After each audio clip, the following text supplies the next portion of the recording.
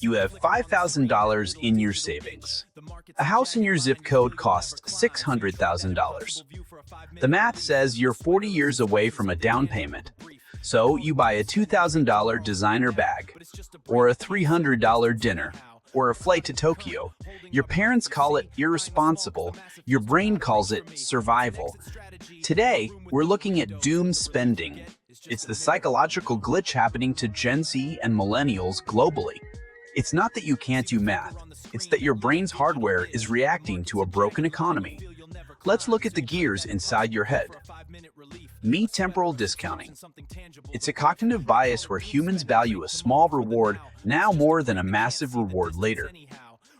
In 1970, later meant a house and a pension. The reward was visible.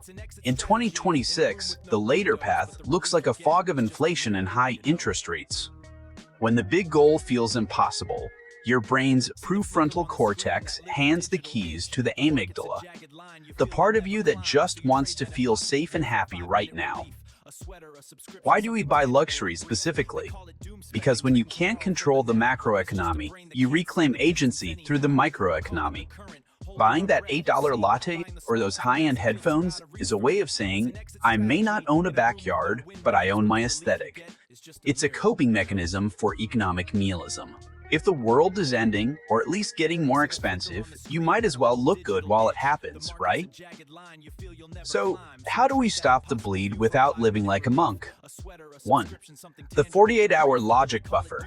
Use an AI agent or a simple browser extension to lock your cart for 48 hours. If the dopamine is gone after 2 days, you didn't want the item, you wanted the hit. 2. Fractional goals. If a $100K down payment feels fake, stop saving for it. Save for the Freedom Fund, a $5K buffer that allows you to quit a job you hate. Real goals, not legacy goals. 3. The vibe substitution. Often, we spend because we're bored or stressed. Find the low-cost, high-vibe alternative. You aren't bad with money. You're just a person navigating a weird century. The trick isn't to stop spending. It's to stop spending on things that don't actually make the doom go away. What's the one doom purchase you've made recently that you actually regret?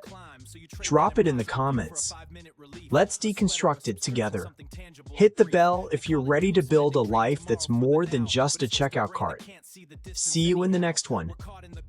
Holding our breath, you see, buying the small because the massive feels too out of reach for me. It's an exit strategy in a room with no windows, but the relief you get is just a mirror, you know.